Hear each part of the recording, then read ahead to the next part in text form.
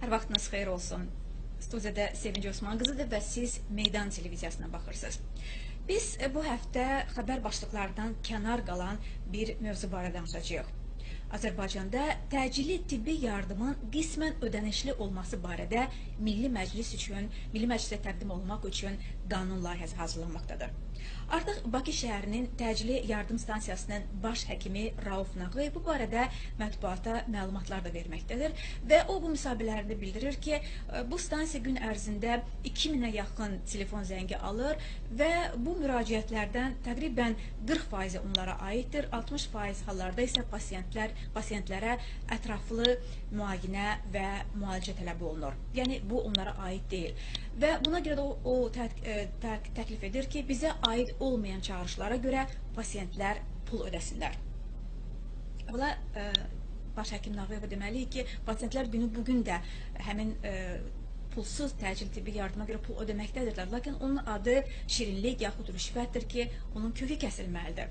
O ki, qaldı nəyə görə pasientlər özləri pul verməlidirlər və hansı hallarda bu pulu verəcəklər və bu qərarı kim verəcək və bu qərar nə dərəcədə ədalətli olacaq? Valla biz bu qanunun, bu yeniliyin 26 sentyabr konstitusiyaya dəyişikliklər edilməsindən əvvəl qüvvəyə minməsini gözləmirik.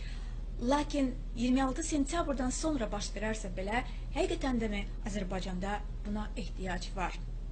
Və bu yeniliyə yer edərkən hansı ölkələrin təcrübəsi əsas götürülür? Biz özümüz də kiçik bir araşdırma apardıq ki, hansı ölkələrdə təcili tibbi yardım pullu və hansılarında pulsuzdur? Məsələn, nümunə üçün deyək ki, Böyük Britaniyada təcili tibbi yardım 100% dövlət tərəfindən ödənilir. 100%. Və bu ölkədə əhalinin orta aylıq gəlir haqqı, orta aylıq gəliri, daha doğrusu orta illik gəliri 35.000 dollardır. Baxın, Azərbaycanda isə minimum əmək haqqı 67 dollardır. Və əgər 67 dollara yaşamaq, yemək, içmək, gəzmək mümkündürsə, həqiqətən biz 67 dollara dolanan bir şəxs təcili tibbi yardım üçün də pul ödəməlidir. Əlbəttə ki, aydındır ki, milyonlar üzərində oturanlar üçün bunu başa düşmək çətindir. Və ona görə də mən bir eksperiment təklif edərdim. Deyirlər ki, ölkədə konstitusiyaya dəyişikliklər etmək üçün və referendum keçirmək üçün cəmiyyət tərəfindən bir sifariş var. Gəlin hesab edək ki, bu da cəmiyyət tərəfindən bir sifarişdir. Gəlin hakimiyyətdəkiləri bir ay ərzində 67 dollara dolanmağa vadar edək. Belə bir eksperiment keçirək. Və əgər 67 dollara həqiqətən dolanmaq mümkündürsə, o zaman doğrudan da Azərbaycanda Avropa oyunları da keçirək, Formula 1 də keçirək və təcili tibbi yardımı da pullu edək. Yer gəlmişkən, Böyük Britaniya Avropa oyunları keçirtmir. Və qeyd edək ki, hətta 100% olmayan, 100% ödənişsiz olmayan ölkələrdə belə təcili tibbi yardım üçün digər şərait yaradılıb. Tibbi sığorta, icbari tibbi sığorta. Və bu icbari tibbi sığorta bütün əsas ödənişləri və o cümlədən təcili tibbi yardımın çağırılmasını və eyni zamanda xəstəxanada qalmanı 100% ödəyir. Azərbaycanda icbari tibbi səhiyyənin, sığortanın yalnız adı var. O hələ ki reallaşmayıb. Digər tərəfdən, xarici ölkələrdə həyatın da sığortası var. Bədbəxt hal baş verərsə, pasiyentin ailəsi, onun övladları yarım milyon dollardan tutmuş və daha çox pulu vəsait ala bilirlər. Əgər Azərbaycanda nə icbari tibbi sığorta reallaşmayıbsa, həyatın sığortası yoxdursa və minimum əmək haqqı 67 dollardırsa, o zaman bu vətəndaş təcili tibbi sığorta üçün nə üçün pul ödəməlidir? Doğrudanmı Azərbaycanda vətəndaşın həyatı bu qədər aşağı dəyərləndirilir? Əgər büdcədə pul yoxdursa, bəlkə sərf olunlara fikir vermək lazımdır. Bəlkə Avropanın tanımadığı Avropa oyunlarına Azərbaycanda səhiyyənin büdcəsindən daha çox pul ayıranda bu barədə düşünmək lazımdır. Axı, Avropa oyunları Azərbaycan vətəndaşının rifahını dəyişmir. Onu sağlam etmir, səhhətini düzəltmir. Pulsuz müayinə, pulsuz xəstəxanalar, pulsuz yüksək tibbi sığorta təmin etmir. burada digər ölkələrin təcrübəsində misal gətirilir. Məsələn, Çində. Deyirlər ki, Çində həkimləri xəstəxanaya çatdırarkən orada taksi kimi maşınları, təcili tibbi yardım maşınlarında sayğac quraşdırılıb. Doğrusu, mən Azərbaycanı heç Çinlə müqayisə etməzdim. İnkişaf etmiş ölkələrə, inkişaf etmiş iqtisadiyyatlara müraciət etmək lazımdır. Azərbaycanda tibbi sığortanın, icbari tibbi sığortanın işləməməsi bir faktdır. Məsələn, Amerika Birləşmiş Ştatlarındakı kapitalist ölkəsidir. İcbari tibbi sığortaya o qədər hörmət olunur ki, o qədər riayət olunur ki, bu qaydanı pozan təşkilatlar, şirkətlər cərimələnir. Və nəhayət şirkətlər başa düşürlər ki, o cəriməni ödəməkdənsə bütün işçilərin tibbi sığortasını ödəmək daha əlverişlidir. Bugün Azərbaycanda bəbirlər barədə danışırlar, onların peyvənd olunması. Əlbəttə ki, biz bəbirlərin də qayğısına qalmalıyıq. Heyvanların da qayğısına qalmalıyıq. İlanların, kərtənkələlərin, digər heyvanlarında. Lakin vətəndaşın həyatı onun qat-qat önəmlidir. Və həmin o baş həkim Rauf Nağlin dediği kimi 60% hallarda zəng edənlər əslində ətraflı müayinə və müalicə tələb edirlər. Baxın, o 60% barədə kim qərar verməlidir? Bizim səhhətimiz barədə qərarı verən həkim olmalıdır. Vətəndaş, pasiyent özü olmamalıdır. Çünki statistikada göstərir ki, baş həkimə əsasən 40% zənglər həqiqətən də özünü doğruldur. Və biz vətəndaşı vadar etməməliyik ki, öz səhhətinə dair məsələdə özü qərar versin. Biz bu qərarın verilməsini vətəndaşın üzərinə yox, məhz həkimin öhdəsinə buraxmalıyıq. Və gəlin etiraf edək ki, təcili tibbi yardımı çağıran, bəlkə özü də bəzi hallarda başa düşür ki, onun poliklinikaya getməsi, xəstəxanaya getməsi və ətraflı müayinə olması tələb olunur. Lakin gəlin göz önünə olaq, həqiqətənmi $67 qazanan bir şəxsin bu cür həmişəmi poliklinikaya getmək imkanı vardır. Və bəlkə burada dövlət bu məsələyə göz yummalıdır. Azərbaycan konstitusiyasında deyilir ki, Azərbaycan dövləti öz vətəndaşlarının səhhətinə görə məsuliyyət daşıyır, onların qayğısını çəkməlidir. Biz bugün Azərbaycanda bu yaxınlarda Prezident İlham Əliyev həkimlər qarşısına çıxış etdi və Azərbaycan səhiyyəsindən danışarkən bildirdi ki, ölkədə son zamanlar xeyli sayda yeni tibbi klinikalar, müalicə kompleksləri açılaraq Azərbaycan vətəndaşlarının öhdəsinə verilib və Prezident İlham Əliyev dedi ki, başqa ölkələr bizim bu şəraitimizə həsəd aparırlar, onlar da istəyirlər ki, onlarda da bu cür şərait olsun.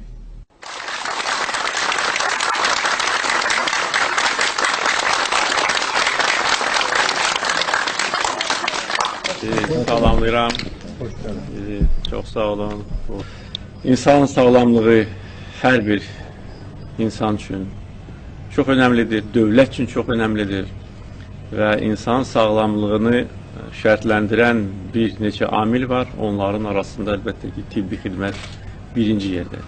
Bununla bərabər sağlam həyat tərzi, gözəl ekoloji vəziyyət, fiziki aktivlik, təmiz ərzaq məhsulları da əlbəttə ki, öz rolunu oynayır. Ancaq tibbi müayinə və müalicə xüsusi yer tutur.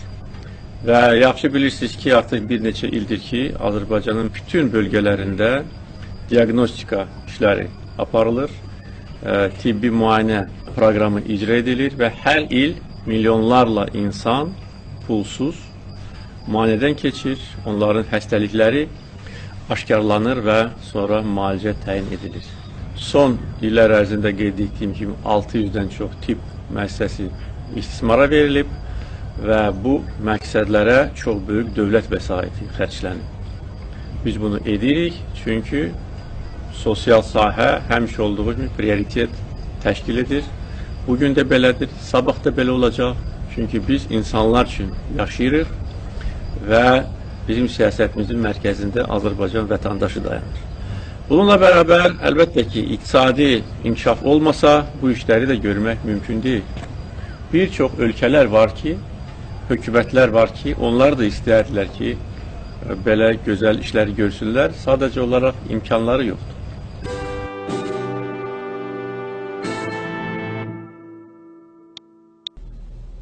Gəlin bölgəmizə baxaq. Hansı ölkələrdən söhbət gedir? Türkiyə vətəndaşları, İran vətəndaşları, Gürcüstandan Azərbaycana müalicə üçün, müayinə üçün gələnlər yoxdur. Azərbaycan vətəndaşları isə müalicə olunmaq üçün yol xərclərinə də, qalmaq xərclərinə də göz yumur və qonşu ölkələrə, Türkiyəyə, İrana, Gürcüstana üst tuturlar. Bəlkə söhbət xarici ölkələrdən, Avropa ölkələrindən, Qərbdən gedir. Amma burada da biz Almaniyadan müalicə almaq üçün Azərbaycana gələnləri görmürük. İsraildən Azərbaycana gəlmirlər, Azərbaycandan İsrailə gedirlər. Cənab Prezident İlham Əliyevin öz atası da son nəfəsini Azərbaycanda yox, Cleveland xəstəxanasında, Amerika Birləşmiş Ştatlarında verdi. Amma hər bir Azərbaycan vətəndaşının öz şəxsi təyyarəsinə minib Amerika Birləşmiş Ştatlarına uçmaq imkanı yoxdur. Bu vətəndaşların ümid yeri Azərbaycanın səhiyyəsidir. Təəssüf ki, Heydər Əliyevin ölümündən 13 il keçib. Bəlkə də bundan sonra vəziyyət dəyişib. Amma biz təəssüf ki, bugün də görürük ki, Azərbaycanın səhiyyə naziri də başda olmaqla bütün nazirlərimiz, məmurlarımız, bütün imkanlılar xəstələnən kimi xaricə üst tuturlar. Xarici ölkələrin həkimlərinə etimad edirlər. Öz ölkələrin səhiyyəsinə etimad etmirlər. Elə isə biz hansı paxıllıqdan danışa bilərik?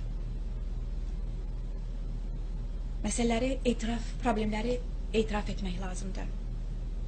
Azərbaycan səhiyyəsinin ciddi islahatlara ehtiyacı var.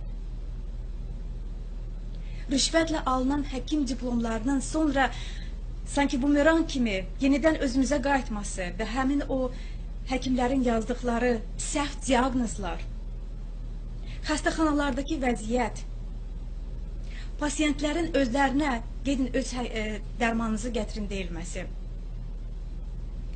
dünyada insan ölümü, uşaq ölümü sahəsində Azərbaycanda olan bərbad bir vəziyyət. Bütün bunlar Azərbaycanda səhiyyə sistemində həyata keçirilməli olan çox ciddi islahatların çoxdan vaxtının yetişdiyindən xəbər verir. Həkim xətalarla bağlı heç nə edilməməsi, həkim məsuliyyətsizliyi. Və Azərbaycanda bəlkə də ölüm hallarının ən böyük məsuliyyəti məhz həkim xətalarının üzərinə düşür. Və bütün bunun müqabilində minimum əmək haqqı 67 dollar olan bir ölkədə həqiqətənmi səhiyyə islahatları ən son ümid yeri olan təcili tibbi yardımın ödənişli olmasından başlamalıdır. Və ümumiyyətlə təcili tibbi yardımın ödənişli olmasına yol vermək olarmı bu ölkədə? Yoxsa digər çıxış yolları axtarılmalıdır? Azərbaycan səhiyyəsinin, Azərbaycan büdcəsində səhiyyəyə artırmalar baş verməlidir. Və biz öz prioritetlərimizi müəyyənləşdirməliyik. Formula 1'dirmi bizim prioritetimiz? Müsabiqələr, olimpiyadalar, Formula 1 yarışmalardırmı bizim prioritetlərimiz? Yoxsa Azərbaycan vətəndaşının rifahı və sağlamlığı, səhhətidir? Və burada qayğını kim çəkməlidir? Odur ki, bugün 60% zəngin, daha doğrusu ətraflı müayinə tələb etməsi heç kəsi narahat etməməlidir.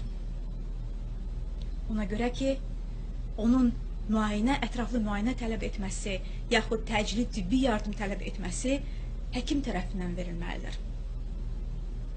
Və biz bu sahədə Azərbaycan vətəndaşının rifahını düşünməliyik. Necə ki, Böyük Britaniyada düşünürlər, necə ki, inkişaf etmiş ölkələrdə düşünürlər.